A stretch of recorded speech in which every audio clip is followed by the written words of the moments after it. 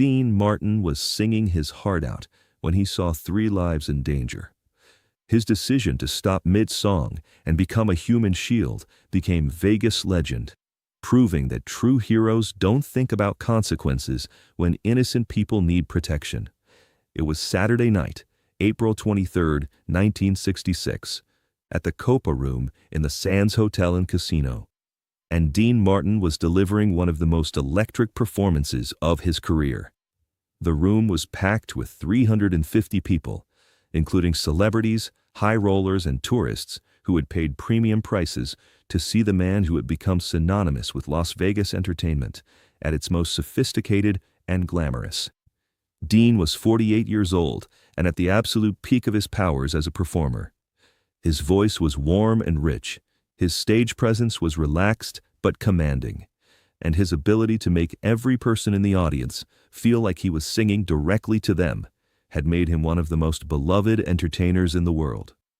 The Copa Room itself was the crown jewel of Las Vegas entertainment venues, an intimate space designed to showcase the biggest stars in the industry, while providing the kind of up-close experience that made audiences feel like they were witnessing something special and exclusive.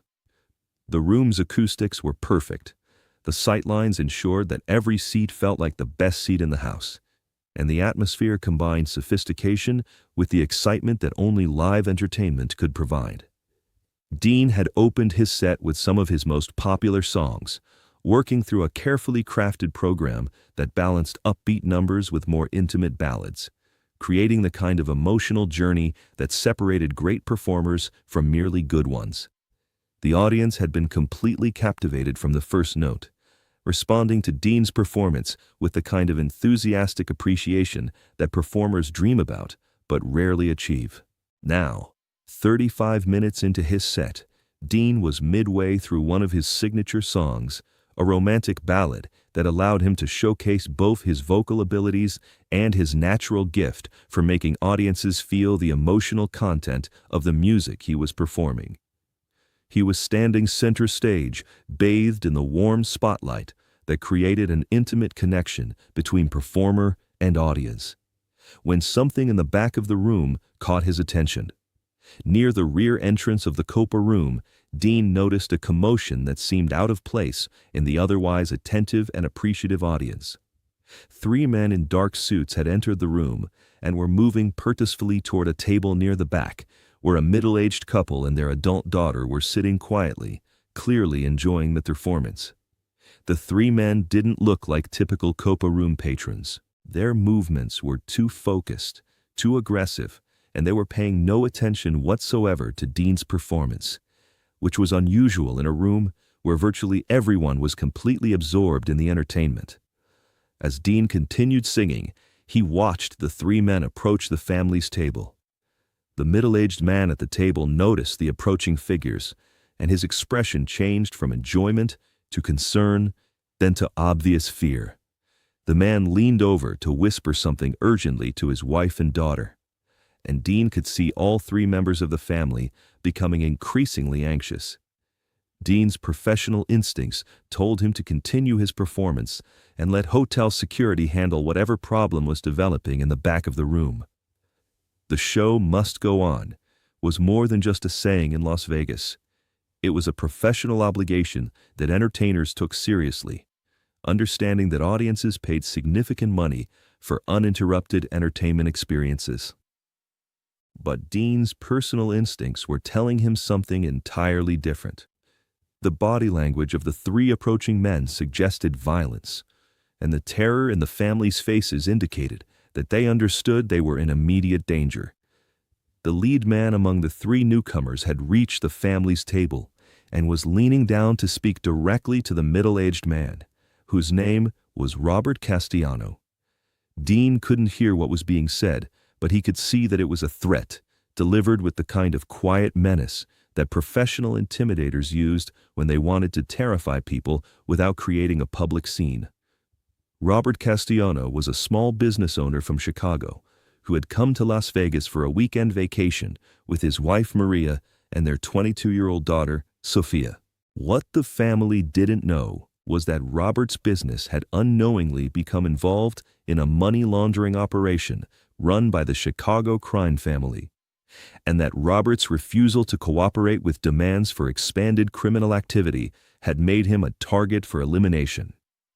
The three men who had entered the Copa room were Vincent "the Knife" Torino and two associates, enforcers sent from Chicago specifically to kill Robert Castellano and his family as a message to other small business owners who might consider refusing to cooperate with organized crime demands.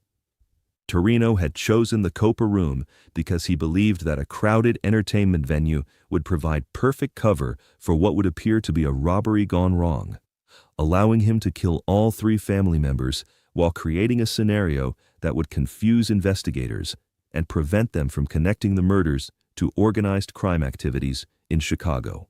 Dean finished the verse he was singing and saw Torino pull something from inside his jacket, something that reflected the stage lights in a way that immediately told Dean exactly what was about to happen. Without hesitation, Dean stopped singing mid-sentence. The sudden silence in the Copa room was jarring. The orchestra continued playing for a few more notes before trailing off in confusion, unsure why Dean had stopped performing. The audience, which had been completely absorbed in the music, looked puzzled and concerned, wondering if Dean was experiencing some kind of medical problem or technical difficulty. But Dean wasn't looking at the audience or the orchestra. He was looking directly at the back of the room, where Vincent Torino was raising a gun toward the Castellano family. "Ladies and gentlemen," Dean said into the microphone, his voice carrying the calm authority that had made him one of the most respected performers in Las Vegas. "I need everyone to remain calm and stay in your seats." Dean set down his microphone, walked to the edge of the stage, and without any hesitation, jumped down into the audience. The Copa room erupted in confusion and concern as Dean made his way quickly through the tables toward the back of the room. Some audience members thought this might be part of an elaborate performance, while others understood that something serious and dangerous was happening. Dean reached the Castellano family's table just as Torino was preparing to fire. Dean stepped directly between the gunman and the family, using his own body as a shield while speaking in a voice that everyone in the back section of the room could hear.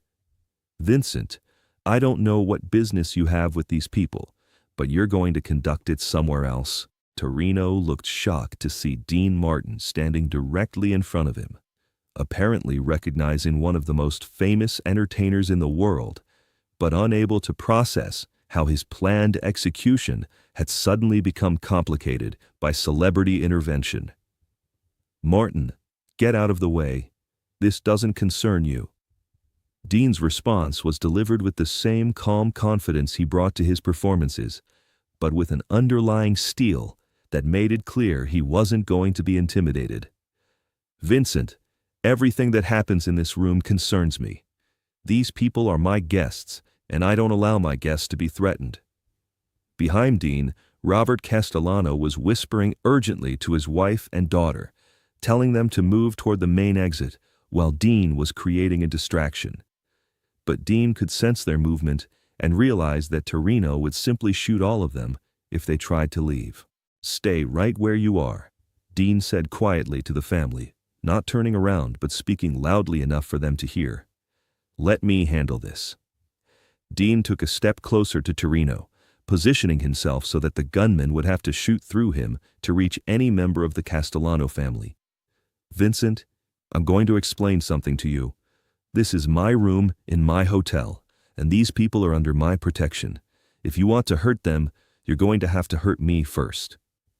Torino's two associates were looking around nervously, realizing that their simple assassination mission had become a public confrontation with one of the most famous people in Las Vegas, witnessed by hundreds of people, including several celebrities and influential business figures. "And Vincent," Dean continued, "if you hurt me, you're going to have to explain to Frank Sinatra why you killed his best friend. And then you're going to have to explain to Sam Giancana why you created a federal investigation in the middle of his most profitable city." The mention of Sam Giancana, the Chicago crime boss who had ultimate authority over Las Vegas operations, caused Torino's expression to change from confidence to uncertainty. Dean pressed his advantage, understanding that he had introduced complications that Torino hadn't anticipated and wasn't prepared to handle. "So here's what's going to happen, Vincent. You and your friends are going to walk out of here quietly, and the Castellano family is going to enjoy the rest of my show. And tomorrow, you're going to call Chicago and explain that your mission was unsuccessful because killing people in Dean Martin's showroom would have created problems that nobody wants to deal with."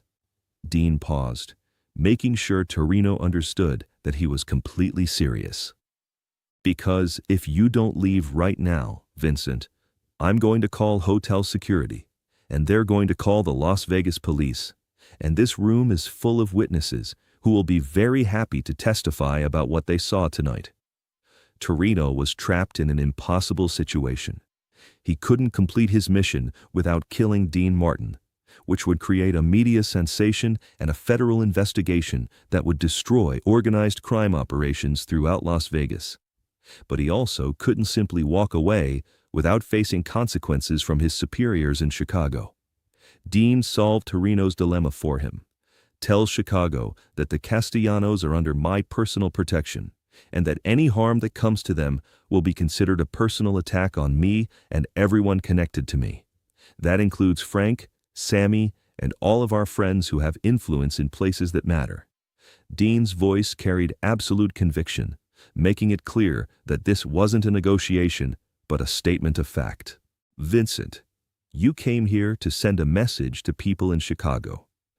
Well, now you have a different message to send. Dean Martin protects his guests, and anybody who threatens them is going to deal with consequences they don't want to face."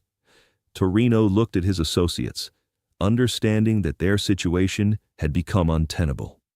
He slowly put away his weapon and stepped back from the table. "This isn't over, Martin." Dean's response was immediate and final. "Yes, it is. It's completely over. And if anyone connected to you approaches the Castellano family again, the conversation we have next time will be very different." Torino and his associates left the Copa room, understanding that their mission had failed and that they would have to explain to Chicago why they had been outmaneuvered by an entertainer. Dean turned to the Castellano family, who were staring at him with expressions of shock, gratitude, and disbelief. "Are you folks all right?" Robert Castellano could barely speak. "Mr. Martin, I don't know how to thank you.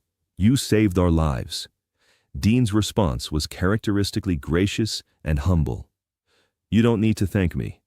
You just need to enjoy the rest of the show." Dean walked back to the stage, picked up his microphone, and addressed the audience. "Ladies and gentlemen, I apologize for the interruption. Sometimes life gets in the way of entertainment, but that's all taken care of now. Let's get back to the music." Dean resumed his performance exactly where he had stopped, picking up the song in the middle of the verse as if nothing had happened. But everyone in the Copa room understood that they had just witnessed something extraordinary. A moment when someone had chosen to risk his own life to protect complete strangers. The Castellano family remained under Dean's protection for the rest of their lives. Word spread quickly through organized crime circles that they were off limits, and the threats against Robert's business ended permanently. Years later, Sofia Castellano would say that Dean Martin had given her family more than just their lives that night. "He gave us back our faith that there are people in the world who will stand up for what's right, even when it costs them something." Dean's actions that night became part of Las Vegas legend, told and retold as an example of how true courage manifests itself not in planned heroics, but in split-second decisions to put other people's safety above your own comfort, career, or even survival. The story also demonstrated something profound about the nature of entertainment and celebrity, that the greatest performers are often those who understand that their real job isn't just to sing or tell jokes, but to create an environment where people feel safe, valued, and protected. In the years that followed, Dean would occasionally be asked about the incident by reporters or friends. and his response was always the same. Those people came to see a show, and part of putting on a good show is making sure your audience feels comfortable and secure. Everything else is just details. What Dean never mentioned, but what everyone who was there that night understood, was that his decision to jump from the stage and confront armed criminals had nothing to do with showmanship or public relations. It was simply the automatic response of someone who couldn't stand by while innocent people were threatened, regardless of the personal cost. If this story of courage, sacrifice, and choosing to protect innocent people inspired you, make sure to subscribe and hit that like button. Share this with anyone who needs to know that true heroes don't hesitate when lives are in danger. Have you ever witnessed someone put themselves at risk to help others? Let us know in the comments. And don't forget to ring that notification bell for more incredible stories about the moments when ordinary people become extraordinary heroes.